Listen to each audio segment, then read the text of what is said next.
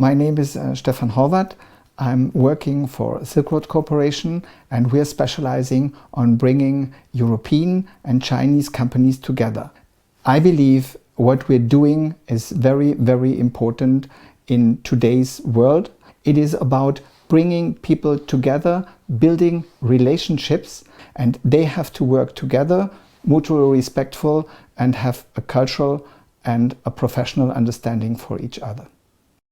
And over the past 50 years of EU-China scientific collaboration, which joint research initiatives or technological breakthroughs would you consider most impactful? How have their achievements benefited both societies?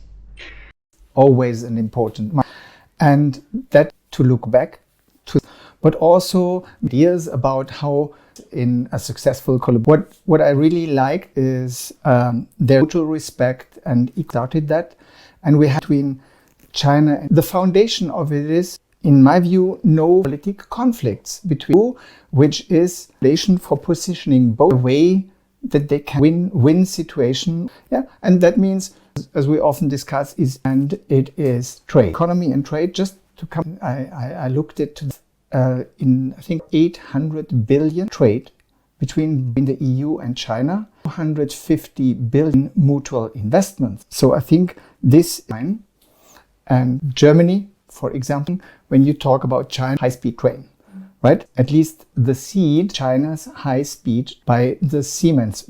China gave Siemens to build, they developed in technology as a nucleus. And it is when I'm visiting China, I enjoy to use the very comfortable. That is definitely one, but there's also another, in between China and Europe is the final station. It is very important between both countries. On economy, it always gives also the people who work for them a better environment to live.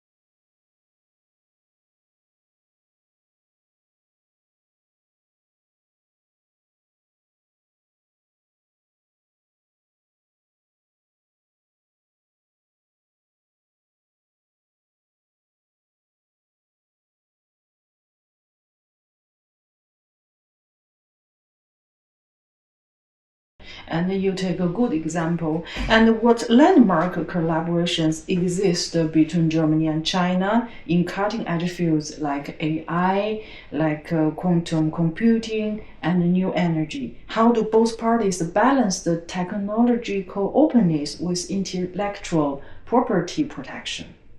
I think there's the Sino-German AI research collaboration, which is the DFKI.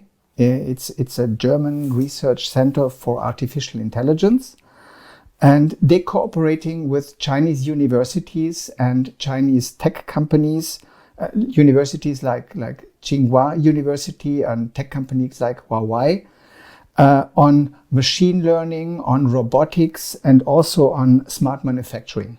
Yeah, I think that is one thing. And then the other, because two German companies like Siemens and Bosch, I would like to highlight, they're collaborating very close with AI startups in China on what I would call joint projects for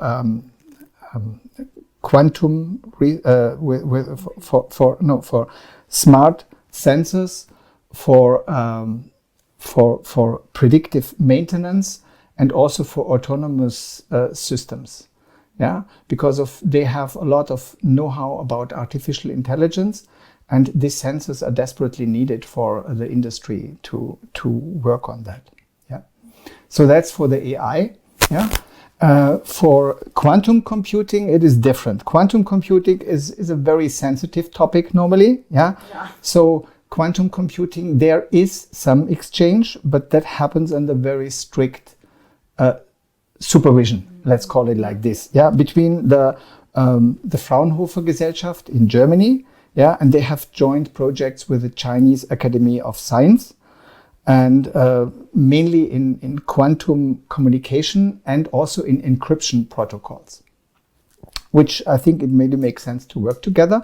And then Huawei's a research center in Munich is working with local quantum researchers together. So I think there's also an exchange in this area. Yeah. And last but not least, when we're talking about new energy, and I think that is a very, very important topic for the European Union and its approach to to be more green. There's battery technology. So the battery technology itself and the storage of this energy, then renewable energy and the integration into systems. And I think the hot topic for Germany now is hydrogen. Yeah. When it comes to batteries, let me pick up the example from Volkswagen or Kettle, how they work together.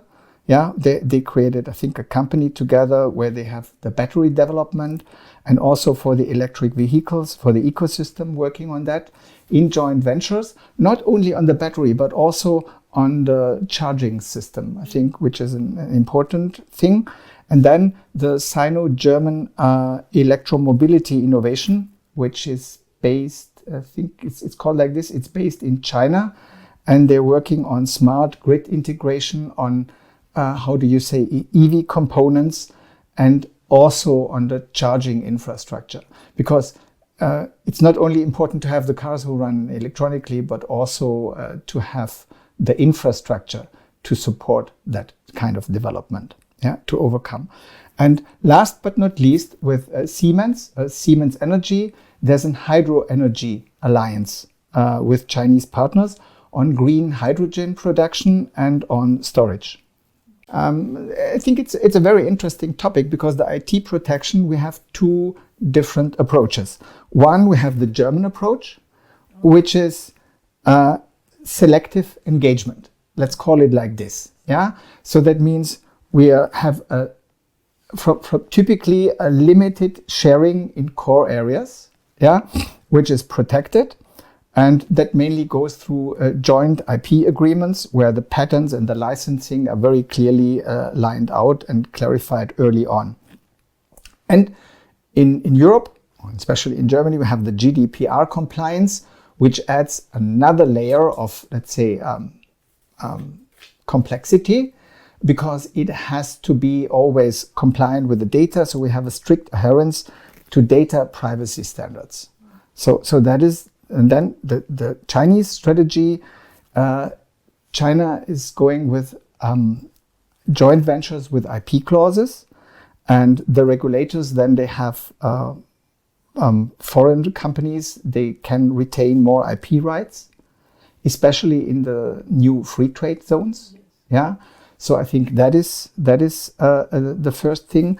And then there's also this tech self-reliance and co-development according to the Chinese 14 years plan for the 14th 5 years plan that supports more of these technologies. Yeah, and that means both together have to find a bilateral mechanism, yeah, to make both work.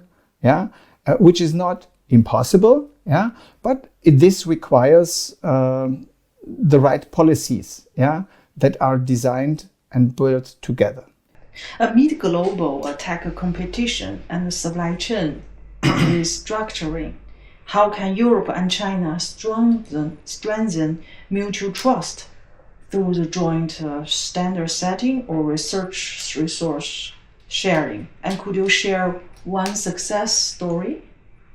So from when it comes to global tech competition and what we have now, the shift of supply chains, what is very important is setting standards.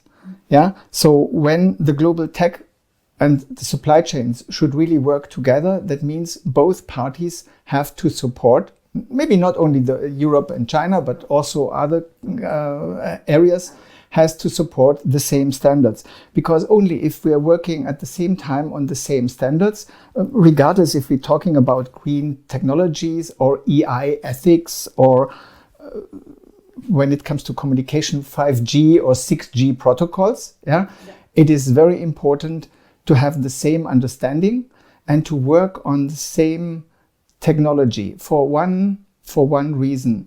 I believe what is now Europe technology and Chinese technology, when you do the collaboration in the next 50 years right, it has to become the next technology that is shared by both. You understand the thinking, what I believe, and that really requires sit down together and share. Sit down together and work. And also not only coming up and selling technology, but also working mutually together on a product. And when you come to the success story, maybe you allow me just to talk about Volkswagen. So it is the last 50 years. In 1980, the beginning of the 1980s, it was the first big technology sharing project between Europe and China. That was Volkswagen. And the success was not only sharing what is the technology, that is how you build a car exactly, but also coming up with the training, with the education, with production processes. I think that time very important, the quality assurance and all this stuff. And finally also going into the electronics, right? And production systems. What Volkswagen did that time, they took their old factories and shared it with China and rebuilt it there and produced the car, which was not sellable in Europe anymore. So it was not the best example when you come from that, mutually working together on the same technology, but it helped Volkswagen and other European car manufacturers to gain a very good standard and to create a very high level of standard for decades selling cars in China. And what is also important, what we see now, is to continuously work together and not only going one way, but also going both ways. And this is what now happens with EV productions, with the battery technology. Because China built now a lot of factories in Europe, which gives a lot of jobs to European workers, where we produce here in Europe the battery technology that we need to boost the green energy, the green policies of the European Union. And it's also a kind of technology sharing in the other way around. Volkswagen brought a lot of things, both parties. Yes. And give a very experienceful insights. Yes.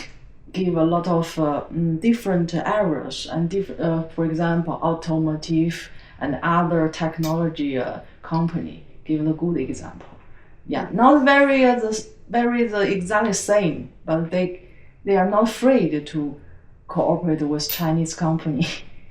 They are brave to step out. Yes, but I think it now, just see it like this.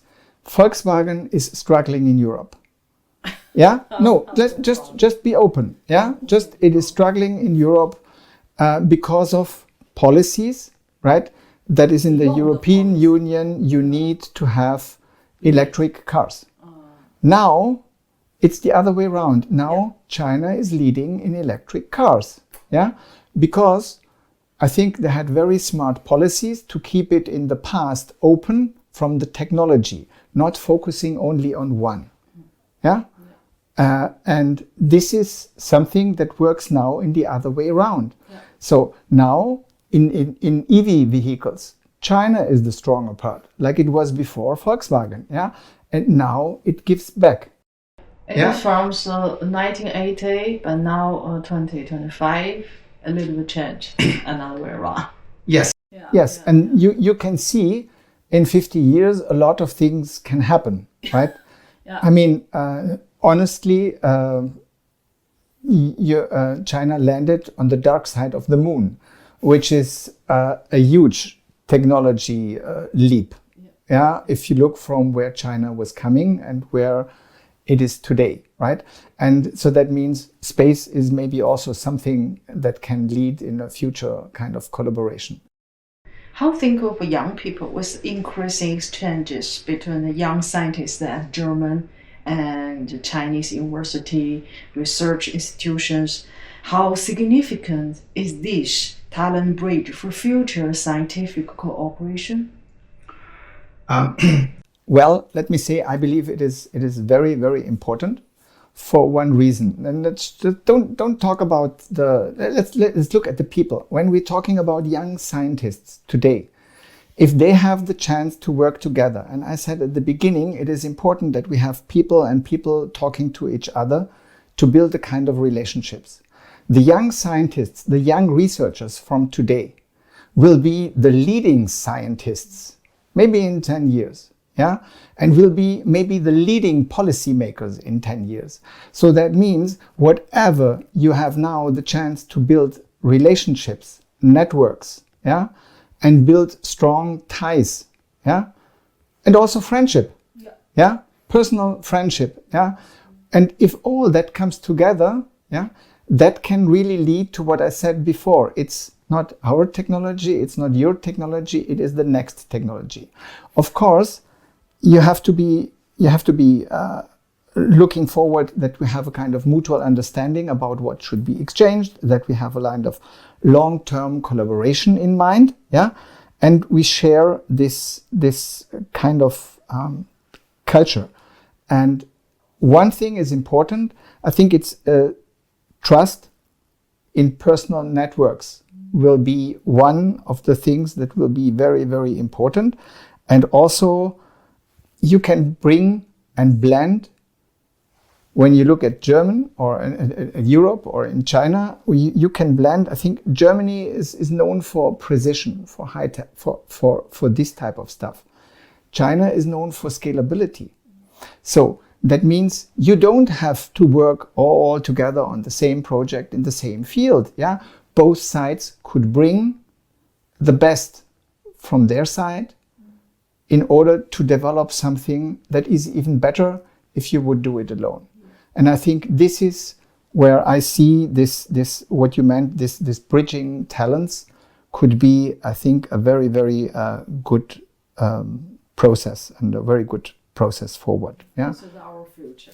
It's a future. It can be a future talent strategy, and I understand that some people, maybe on both sides, have the fear that they share too much technology, right?